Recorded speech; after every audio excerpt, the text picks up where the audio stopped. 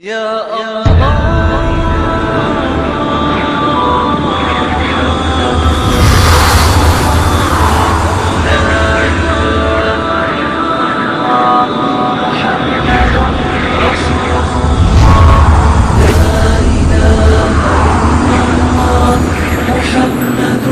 رسول الله لا إله إلا الله محمد رسول الله.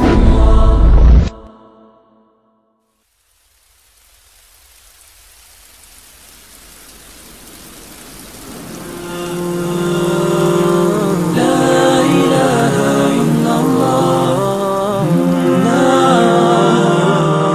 محمد رسول الله.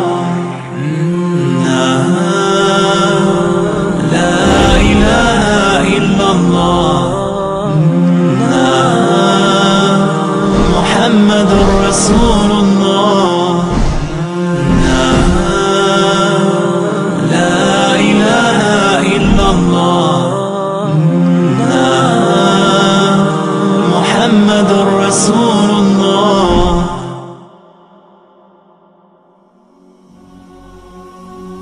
La vérité sur l'islam aujourd'hui est totalement opposée au mensonge. Oubliez tout ce que vous pensiez savoir sur cette religion. Vous aviez l'idée qu'être musulman, c'était être terroriste, quelqu'un qui sème la terreur, une personne orgueilleuse qui prône le mal, etc. Alors si jamais c'est le cas, et que vous pensiez vraiment cela, sachez bien que vous êtes à l'opposé de la vérité. Car ne vous êtes-vous jamais posé la question, comment se fait-il que de plus en plus de personnes dans le monde se tournent vers cette religion? Si elle est si horrible que vous l'imaginez, pourquoi y a-t-il de plus en plus de musulmans? Saviez-vous que le Vatican lui-même a annoncé récemment qu'il y avait aujourd'hui plus de musulmans que de catholiques dans le monde, et que donc l'islam se plaçait comme toute première religion? Croyez-vous vraiment que tous ces gens qui ont ouvert leur cœur à l'islam sont des gens qui n'ont pas réfléchi, et qui ne se sont pas posé des questions? Ou plutôt parce que la réalité s'est vraiment présentée à eux?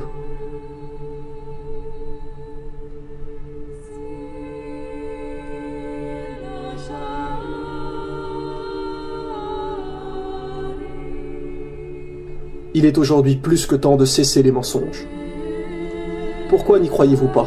Parce que vous êtes persuadé que les musulmans sont des terroristes? Mais qui vous a dit ça? Où avez-vous entendu cela? Voilà en réalité le vrai problème. C'est qu'aujourd'hui, les gens confondent arabe et musulman. Savez-vous ce que veut dire le mot musulman? La définition même du mot est « faire ce que Dieu nous demande ». Or, Dieu nous a strictement interdit de tuer. Il nous est dit dans le Coran que quiconque tue une âme injustement, ce sera comme s'il avait tué l'humanité tout entière. Donc, quand vous entendez quelqu'un dire « un terroriste musulman a tué quelqu'un », déjà là, c'est impossible, puisque le mot musulman veut dire « obéir à Dieu ». Et Dieu nous interdit de tuer qui que ce soit. Donc si un arabe tue quelqu'un, cela veut-il forcément dire qu'il est musulman? Par exemple, un français n'est pas forcément un chrétien. Un chinois n'est pas forcément un bouddhiste. Ne confondez pas arabe et musulman. Tous les arabes qui sèment le mal sur terre seront punis comme les autres. N'oubliez pas la parole du prophète. Un arabe n'est pas supérieur à un non-arabe, et un non-arabe n'est pas supérieur à un arabe. N'importe qui peut être musulman.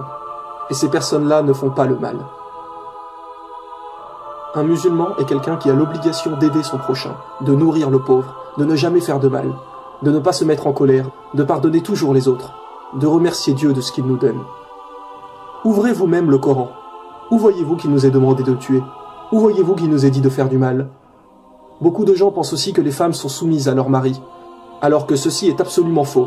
Avant que le prophète Mohammed arrive, les hommes se payaient des femmes, les utilisaient, ils les croyaient inférieures, et lorsque le prophète est arrivé, il a aboli tout ça, en expliquant bien clairement que la femme est l'égale de l'homme, ni inférieure, ni supérieure. Où voyez-vous dans le Coran que celle-ci doit être soumise? En vérité, le prophète Mohammed a dit « Parmi les meilleurs d'entre vous, ce seront ceux qui prendront soin de leurs femmes. » Alors vous me direz peut-être « Oui, mais on voit des gens qui ne font pas ça, qui ne respectent personne. » Eh bien oui, cela est vrai. Mais ça, ce n'est pas l'islam. Ce sont ce que les gens en font. Ils ne suivent pas toujours bien les lois peut-être, mais ne vous dites pas que c'est ce que Dieu a demandé. Aujourd'hui, les ignorants jugent une religion en se basant exprès sur les arabes qui font n'importe quoi pour vous faire penser que c'est cela l'islam. Vous ne vous rendez pas compte que vous vous faites manipuler. Êtes-vous déjà allé dans une mosquée, voir vraiment qui sont les vrais musulmans? Allez faire le test. vous serez vite surpris de voir que toutes vos suspicions sont totalement fausses. Car vous trouverez chez les croyants une vraie fraternité, des gens qui ont le sourire. Car c'est là le message de l'islam. Car c'est là le message de l'islam. Le message de l'islam. Le message de l'islam. Dieu nous a dit, rien qu'un sourire est déjà là une aumône. Si aujourd'hui autant de gens se tournent vers l'islam, c'est qu'ils se sont rendus compte que entre ce qui est raconté et la réalité, c'est tout à fait d'un extrême à l'autre. Utilisez votre logique. Vous savez pertinemment que Dieu nous demande forcément de ne faire que le bien. Beaucoup de gens aujourd'hui ne respectent plus personne, que ce soit leurs amis ou même leurs parents. Alors qu'il nous est dit, chapitre 17, verset 23, « Garde-toi de marquer la moindre répulsion à l'égard de tes parents ou de leur manquer de respect. Parle-leur toujours affectueusement. » Alors quoi? C'est ça l'islam? Être poli, respecter tout le monde, être généreux? Alors dites-moi, mais où est le mal? Qu'est-ce qui vous gêne en fin de compte? Ce sont toutes ces personnes arabes qui sèment le bazar et qui se disent être musulmans? Mais cela est absolument faux. On ne peut pas vraiment les qualifier de musulmans. Le prophète Mohammed a dit, vous ne serez pas vraiment musulman du moment que vous n'espérez pas pour votre frère ou votre sœur ce que vous espérez pour vous-même. Et là on ne parle pas des frères ou sœurs de sang, mais de tout le monde. Vous ne serez pas vraiment musulman du moment que vous n'espérez pas pour autrui ce que vous espérez pour vous-même. Vous pensez qu'être musulman va tout changer, que votre vie ne sera plus la même? Mais en réalité, qu'est-ce que cela va-t-il changer? Vous croyez que vous n'allez plus avoir de liberté? Bien au contraire. Vous pouvez toujours vous marier, partir en voyage, acheter une maison, avoir des enfants, vous amuser avec vos amis. Mais en plus de cela, vous allez vous efforcer d'être le meilleur pour les autres, d'inciter les gens à faire le bien, parce qu'à chaque instant, peu importe où vous êtes, vous savez que Dieu vous regarde. Il sait ce que vous cachez ainsi que ce que vous divulguez. Ne voyez pas des contraintes ou des obstacles, car cela est totalement faux, à moins que selon vous, être quelqu'un de bien est une contrainte. Dans le Coran, Dieu nous a dit « nulle contrainte en religion ». Vous savez qu'en réalité, vous passez votre temps à acheter des objets de luxure qui bien souvent ne servent à rien, alors que vous pourriez nourrir des gens qui souffrent vraiment. Vous passiez vos soirées en boîte de nuit, sous alcool, ou parfois l'un de vous finit bourré et vomit partout. Ou une fois cela se termine par un accident sur la route au retour. Ou une fois vous couchez avec cette fille, et le lendemain vous ne vous souvenez même plus ce qui s'est passé. Et parfois même vous recevez plus tard un coup de fil pour vous dire que cette fille est tombée enceinte. Ne vous rendez-vous pas compte qu'il y a là un problème, que la société d'aujourd'hui vous pousse à consommer? Quel chemin allez-vous choisir? Le chemin du mensonge, qui est « j'ai qu'une vie, je profite, je bois, je fume, je me drogue, je passe 5 heures par jour sur internet à perdre mon temps » ou le chemin de Dieu, c'est-à-dire chercher à aider et à faire le bien? Coran chapitre 9, verset 71, les croyants hommes et femmes sont solidaires les uns des autres, ils encouragent au bien et déconseillent le mal. Les musulmans se soucient sans arrêt d'aider les nécessiteux, et nous savons qu'il y a là une grande récompense. Notre prophète nous a bien précisé, l'aumône éteint les péchés comme l'eau éteint le feu. L'aumône éteint les péchés comme l'eau éteint le feu. L'aumône éteint les péchés comme l'eau éteint le feu. Depuis que le premier homme a posé le pied sur la terre, l'islam était là également. Et tous les prophètes ont prôné la même religion. Ne vous êtes-vous jamais posé la question, pourquoi les noms de religion prennent souvent le nom de quelqu'un? Par exemple, Jésus-Christ, le christianisme, judaïsme pour Judas, bouddhisme pour Bouddha, etc. Mais pas l'islam. Le mot islam a deux significations. Il veut dire faire ce que Dieu nous demande et aussi la paix.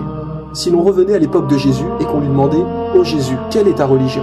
Croyez-vous qu'il vous dirait le christianisme? Non, car il n'a jamais entendu ce mot. Le christianisme est venu suite à lui. La réponse la plus probable qu'il dirait est « Ma religion est de faire tout ce que Dieu m'a commandé de faire ». Et quelle religion signifie cela? L'islam. Idem pour Moïse, si on avait l'opportunité de lui demander « Quelle est ta religion ?» Jamais il ne répondrait le judaïsme, car lui non plus n'a jamais entendu ce mot. Mais la réponse la plus probable serait « Ma religion est de faire tout ce que Dieu attend de moi ». Et une nouvelle fois, un mot pour dire cela en arabe est l'islam. Vous avez vu dans la saison 1 que toutes les religions ont toujours délivré le même message, et Dieu nous l'a reconfirmé dans le Coran.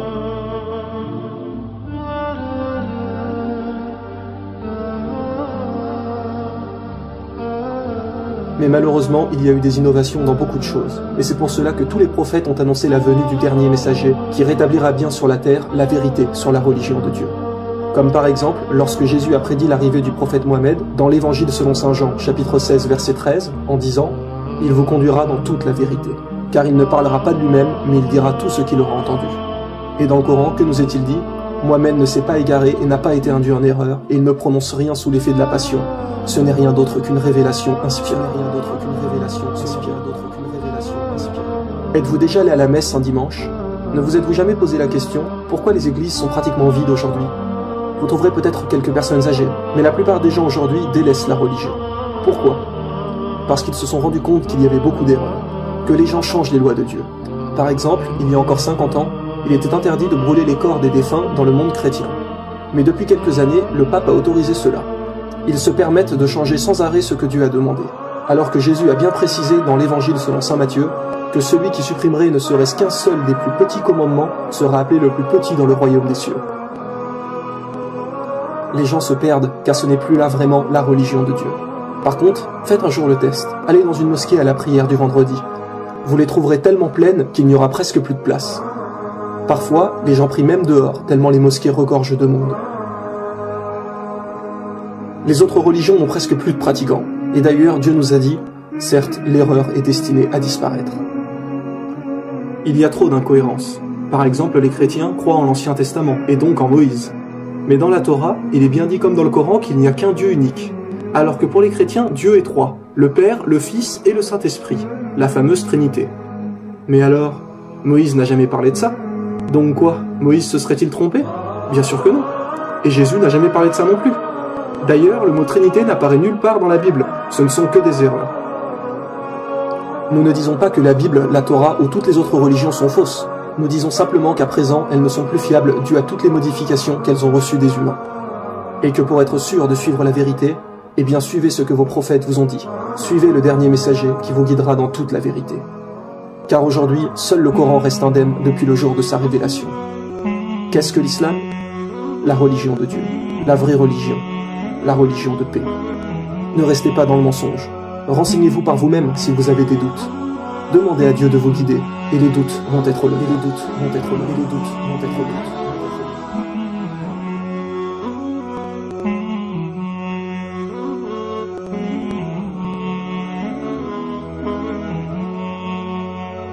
Thank you.